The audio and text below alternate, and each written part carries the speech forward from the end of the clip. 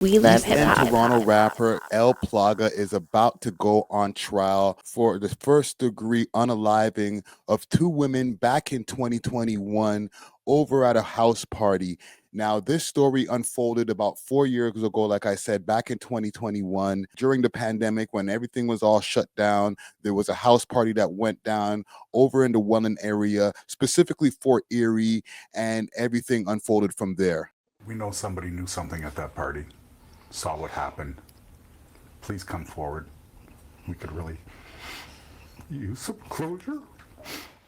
The grieving families of 20-year-old Juliana Panunzio and 20-year-old Christine Crooks are pleading for public help to track down the killers of both women after police found them dead at this property during an illegal gathering in January. Niagara police say up to 50 grand is on the table for anyone who can help bring them justice. Perhaps this is the incentive that will, allow them to unburden themselves of the truth that they're carrying right now and assist us in bringing some closure to, the two grieving families. At around 4 in the morning, police say they received a call about possible gunfire, only to find both women shot dead and alone. Siblings, parents, and grandparents spoke out today in a recorded interview with police. Tuesday, the day she died, at night, 12, I received a message from her. She says, "Thanking you, Oma, for everything you do. I love you." And by August of 2021, Plaga was arrested, and it started popping up all over multiple timelines and all over different YouTube channels that were reporting on it, including this one as well. So, Scarborough rapper charged in Fort Erie shooting that left two young women dead. Police previously released video surveillance images of a party in an attempt to identify some of the unknown guests who attended the gathering. Earlier this year, a $100,000 reward was also offered for information leading to the arrests of the perpetrator. Now, Plaga, he's facing some important people wow. Yeah, he's facing 2 counts of first-degree murder and will appear in a video bail hearing in St. Catharines. The video bail hearing actually happened today. Today's Thursday. So he was arrested in August, and this is about 4 years ago now, and he is now going to be facing his trial. This is a really wild case because even through all of the research that I've been doing, there hasn't been really a motive that they've been able to plant on Plaga for the unaliving of those 2 young women. But for the people who are not really familiar with Plaga was is a Toronto rapper who's been doing his thing back in like 2019, 2018. He started springing up on the scene, and he was getting a lot of views on YouTube. If you go through his YouTube channel, or if I do a quick search on YouTube, you could see like a whole bunch of different videos over here. And he was running with different guys like Big Lean, and big up to guys like Sick People, and Roni and different mans like that. And he was getting a lot of views. Like if you could see the song over here, Never Saw Me with Big Lean and Plaga and Ryder and Sick People. All right. All 4 of them on this song. This has 1.3 million views on it. Trap Star Scotty and Plaga, Whole Lotta / Long Way has 379,000 views on it. He has his own song that he led over here, Plaga and Lil RK, Metro Housing Baby, that has 1 million views on it. Real niggas doing time cause they be putting in work. I just whipped the chicken, had the kitchen looking weird. So he was definitely doing his thing out here, and the Toronto scene was loving his music.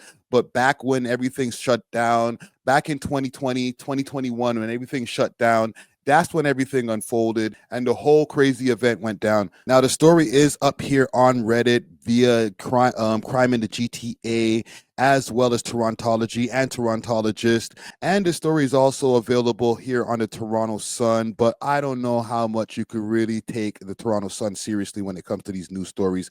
But let's go through the story real quick just to give some context, or I don't know, give the Toronto Sun a little bit of a chance here. So from the article here, it reads, Fort Erie Airbnb double murder trial poised to begin for rapper. Scarborough's Christopher Plaga Lucas, 23, is charged with 2 counts of first-degree murder. And here's a picture of one of the young ladies over here. This is Giuliano, and my apologies for, messing up the pronunciation of the name.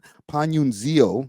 All right, so Juliana Panunzio, 20 years old, of Windsor, pictured was shot along with Christina Crooks, 18 of Toronto. So this is the ages that they were at the time, 2021, and El Plaga was 23 at the time. So he's about 27 right now as we're doing this story. So just to go through the story over here, it says by the time the smoke cleared in the early hours of January 19, 2021, Juliana P., 20 of Windsor, and Christina Crooks, 18 of Toronto, had been shot and killed. More accurately and appropriately, the cruel slayings were nothing less than executions. The tragedy unfolded during another dreary COVID lockdown. Not everyone was following the rules. In fact, most Canadians in their own way were breaking. For example, weekly I'd grab a six-pack and meet up at Monarch Park with a buddy. Still, one group of people were going further than a quiet boozerama in the park. That Tuesday night in Fort Erie was going to be a birthday bash, complete with drinking games. But sometime in early morning hours, the gathering suddenly went off the rails. The next visitors to the home at 4197 Niagara Parkway were homicide detectives and the coroners. Now the accused triggerman, Scarborough rapper Christopher L. Plaga Lucas, 23, is slated to go to trial in Welland on 2 counts of first-degree murder on Monday, and that's today, actually. The jury trial is expected to last 6 to 9 weeks. The inhumane cold-heartedness is not just the murders themselves, but the bitter aftermath was shocking for even these desensitized days. Decency took a powder that night in Fort Erie. Cops said it took an estimated 16 partygoers more than 80 minutes to call 911. By then, it was too late for Pananzio and Crooks. The damage was done, and the hearts of the two young women's friends and families were shattered into a million pieces forever. And here they got a picture of El Plaga here. Yo, one thing I gotta say, even though, like, it's innocent till proven guilty, and this is definitely a heinous crime, they try to pick the most demonic pictures of guys when it comes to these crimes over here. And to be honest, he's not really helping himself by taking this picture here. But let's continue over here. So far, it's unclear what Pananzio and Crooks' connection was to the group of partiers. They apparently didn't know their alleged killer or most of the others present, and multiple questions remain. Last October, 2 Scarborough residents pleaded guilty to obstruction charges in connection with the horrific crime. One, Heidi Blair, testified she was hosting the party for her friend Trevor Barnett. She did not know Pananzio or Crooks. We played the game Never Have I and other drinking games, Ballard testified. We all got along and we were really enjoying our time. We were all laughing.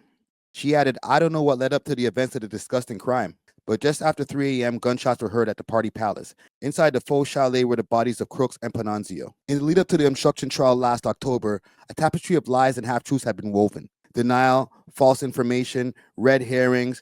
Barrett pleaded guilty to obstruction, and he concealed partygoers to lie to cops. Prosecutor Jody O called the birthday boy the puppet master. Because of the false trails and conflicting stories, it took the homicide detectives 8 months to make the arrest. Lawyers for the pair convicted of obstruction claimed their clients lied out of fear of reprisal or having their sickening crimes pinned on them. Why is the biggest question. From late morning of January 19, 2021, and after the who piece of the puzzle allegedly had been answered, the nagging and most disturbing aspect of the Fort Erie murder has been why.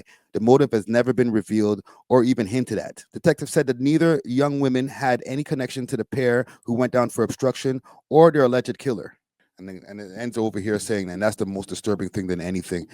So, yeah, from going through this article right here, I don't know, man. His lawyers have their hands full when it comes to this trial right here. Like they said, it's going to be a 6 to 9 week jury trial, or we'll definitely be giving you guys an update over here on this trial. But let me know what you guys think of this, because this is a crazy story.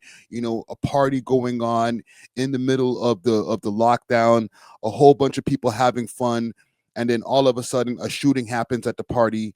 And I don't know if it was a shooting that they were trying to aim at the ops, as if they're going to try to do that as far as the prosecutors or the Crown saying that they were trying to shoot at the ops and these two young women got hit in the crossfire.